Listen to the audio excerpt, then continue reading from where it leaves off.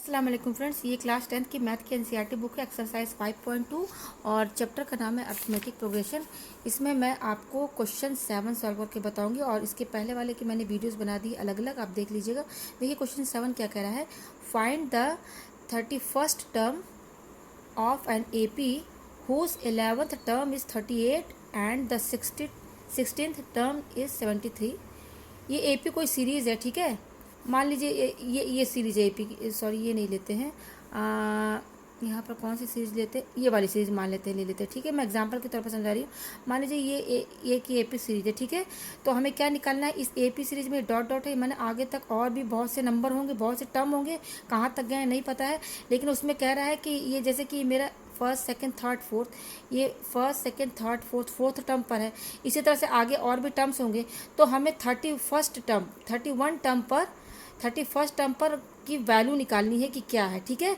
जिसमें हमें क्या दे रहा है कि इस AP सीरीज में 11th टर्म का वैल्यू दिया हुआ 38, यानी कि यहाँ आगे 11th टर्म जो होगी उसकी वैल्यू क्या दी हुई है 38। जैसे कि हमारा क्या है 5th टर्म, यहाँ पर ये 4th टर्म है, फर्स्ट सेकंड थर्ड फोर्थ, ये 4th टर्म की वैल्यू क्या है 39 है। उसी तरह से यहाँ पर आगे जाते जाते यहाँ पर 11th टर्म भी आएगी, तो 11th टर्म की वैल्यू क्या दी हुई है 38 दी हुई, और 16 टर्म की भी वैल्यू 73 दी हुई है, ठीक है। तो हमें 31 टर्म की वैल्यू निकालनी है, ठीक है। तो देखिए क्वेश्चन कैसे सॉल्व होगा। ये हमारा क्या कह रहा है कि 11th टर्म, जैसे AP सीरीज ये है हमारी। मैं एग्जांपल फिर से समझा देती हूँ आपको। ये A1 A2 A3 A4 A5 ऐसे ऐसे करते करते न जाने कहाँ तक गया होगा, ठीक है। तो इस क्वेश्चन में क्या हमें निकालना है 31st टर्म, यानी कि ये तो 5th टर्म है, 6th 7th 8 9 10 11 करते करते 31 टर्म, यानी कि ये टर्म होगी ये 31, हमें ये निकालना है, ये A31 टर्म, जिसमें इस AP सीरीज में 11th टर्म की वैल्यू दी हुई है। 11th टर्म की वैल्यू यानी कि A11 हमारा कितना दिया हुआ है 38 दिया हुआ, ठीक है। कितना दिया हुआ 38 दिया हुआ, और 16 टर्म की भी वैल्यू, मतलब इस सीरीज में AP सीरीज में 11 टर्म पे जो वैल्यू है वो 38 दिया हुआ है, और 16 टर्म पे जो वैल्यू है वो 73 दिया हुआ है, ठीक है। तो 16 टर्म पर कितनी है, यानी कि 16 टर्म पर, यानी कि A16 हमारा दिया है 73, ठीक है। तो ये दो चीज़ दिया हुआ है, ये दो गिवन है, बस इसी की हेल्प से हम जो है ये वाला टर्म निकाल लेंगे। 31st वाले टर्म जो है हम इजीली निकाल लेंगे। तो देखिए हमारा क्या क्या दिया हुआ है। A11 हमारा दिया हुआ है 38, ठीक है, और A16 कितना है 73। तो देखिए फॉर्मूला यही लगेगा, AN equal to A plus N-1D, ठीक है। तो यहाँ पर ये 11th टर्म की वैल्यू बता रहा है, मतलब इस AP सीरीज में जो 11th टर्म पर जो वैल्यू है वो ये बता रहा है 38। तो 11th टर्म है, तो यहाँ पर N है ना, तो इस फॉर्मूले में N11 रखिए। तो यहाँ पर N की जगह क्या रखेंगे 11 इक्वल टू, ये A क्या है फर्स्ट टर्म है, A क्या है हमारा AP सीरीज का फर्स्ट टर्म है, वो तो हमें पता नहीं है, वो भी हमें निकालना है। प्लस N क्या है 11 लिए, तो यहाँ 11 रखेंगे, 11 - 1 इंटू D। तो A11 11th टर्म के पर क्या वैल्यू है हमारी 38, तो यहाँ पे आप रख दीजिए 38 दिया हुआ है। A प्लस 11 में से 1 गया 10, और ये D, तो ये A की क्वेश्चन हमारी होगी, ठीक है। अब देखिए 16 टर्म भी दिया हुआ है सीरीज में, तो A16 हमारा कितना दिया हुआ है 73 दिया हुआ है, यानी कि 16 टर्म पर वैल्यू हमारी 73 है। तो ये फॉर्मूला लगेगा, तो यहाँ पर N क्या लेंगे आप 16 लेंगे, ठीक है 16। तो यहाँ पर N की जगह क्या रखेंगे, इस क्वेश्चन इस फॉर्मूले में N की जगह 16 रखेंगे। तो A और यहाँ N पर N की जगह क्या रखेंगे 16 इक्वल टू, ये A तो हमें पता नहीं है, प्लस यहाँ पर भी N क्या रखेंगे 16 - 1 D, ठीक है। तो A16 equal to A plus, और ये क्या 16 में से 1 गया क्या बचा 15 D, और 16 टर्म पर वैल्यू क्या दी हुई है, ये A16 बता रहा है कि 16 टर्म पर जो वैल्यू है वो ये बोलता है A16, उसका मतलब वो A16 है, ठीक है। तो A16 कितना दिया हुआ 73, तो यहाँ पे क्या रखेंगे आप 73 equal to A plus 15D। तो ये हमारी सेकेंड इक्वेशन होगी। अब ये दोनों इक्वेशन को आप एक साथ लिख लीजिए। फर्स्ट इक्वेशन क्या है A plus 10D equal to 38 दिया हुआ है, और दूसरा क्या है A plus 5D equal to 73। तो देखिए हमें यहाँ एक लीनियर इक्वेशन ये बन गई है, दोनों लीनियर इक्वेशन। यहाँ वेरिएबल्स A और D है, वैसे तो आप X और Y के वेरिएबल्स में करते हैं तो वेरिएबल कुछ भी हो सकता है, तो A और D यहाँ पर है, तो ये एक लीनियर इक्वेशन है।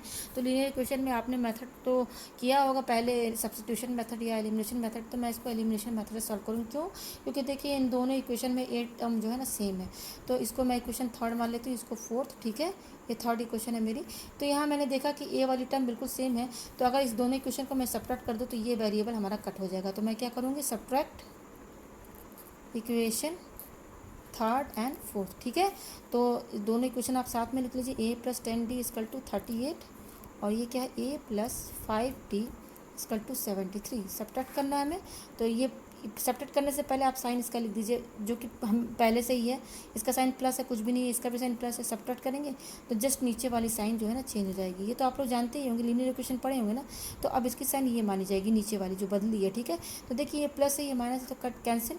अब देखिए ये प्लस 10d है और इसका साइन माइनस है, तो प्लस माइनस माइनस, तो 10 में से 5 गया, 5d बचा। ठीक है, सिमिलरली यहाँ पर भी वही कीजिए, ये प्लस है और ये माइनस 73, प्लस माइनस माइनस, तो 73 में से आप 38 माइनस किए तो 13 में से 8 गया, तो कितना बचेगा आपका, 5 बचेगा। ठीक है, और ये 6 है, 6 में से 3 गया, 3 बचा।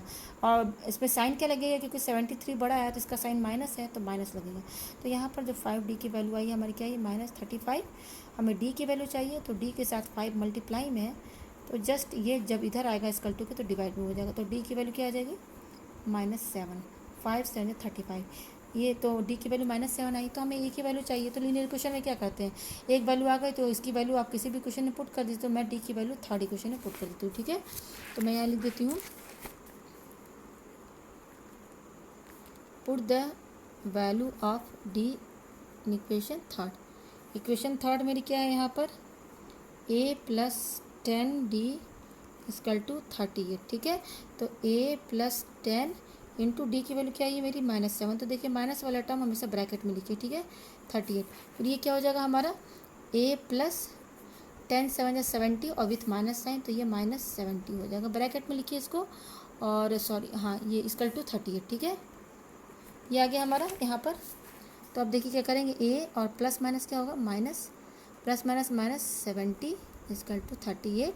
तो a की वैल्यू क्या निकलेगी, ये माइनस है, इक्वल टू की इधर जाएगा तो क्या हो जाएगा, +70 हो जाएगा। तो यहाँ पर a क्या हो जाएगा, 38 इसमें ऐड कर दीजिए, तो 8 और 10, यानी कि हमारा यहाँ पर a आया है 108 और d की वैल्यू आई है -7। ठीक है, तो ये a हमारा क्या है, फर्स्ट टर्म है, तो ये हमारा वैल्यू आ गया यहाँ पर। अब देखिए यहाँ पर क्या हमें क्या बोल रहा है क्वेश्चन में, फाइंड द 31st टर्म, हमें ये निकालना है, यानी कि हमें क्या निकालना है, A31 निकालना है। ठीक है, क्या निकालना है, A31। ठीक है, तो यहाँ पर फॉर्मूला हमारा क्या है, यही फॉर्मूला लगेगा, an प्लस an-1d। ठीक है, A31 यानी कि 31st टर्म पर क्या वैल्यू आएगी, तो यहाँ n क्या लेंगे आप, 31 लेंगे। तो जस्ट यहाँ पर n की जगह क्या रखेंगे, 31। ठीक है, a हमारा कितना है, 108, और प्लस हमें क्या n क्या रखा है मैंने, 31, तो यहाँ पर क्या रखेंगे आप, 31 -1, और d की वैल्यू कितनी आई है, -7 रख दीजिए। तो A31 इक्वल टू 108 प्लस 31 में से बन गया 30 इंटू -7, तो A31 equal to 108 plus 30 into 7 क्या हो जाएगा, 210 विथ माइनस साइन। फिर इसको जब आप सॉल्व करेंगे 108 प्लस माइनस माइनस 210, तो A31 इक्वल टू क्या आ रहा है, ये प्लस माइनस माइनस, तो इसमें से आप इसको माइनस करेंगे तो क्या आएगा, 10 में से 8 गया 2 0 1। ठीक है, ये हमारा आ रहा है विथ माइनस साइन, क्योंकि ये बड़ा है। तो यहाँ पर 31st टर्म की जो वैल्यू आ रही है वो क्या आ रही है, -102, तो 102, हाँ यस, ये हमारी आ रही माइनस। तो यही वैल्यू है, कहने का मतलब इस AP सीरीज़ में, इस क्वेश्चन में जो सीरीज़ है AP की, उसमें 31 टर्म पर वैल्यू क्या है, -102। तो मुझे उम्मीद है कि आपको क्वेश्चन समझ में आ गया होगा। Thank you.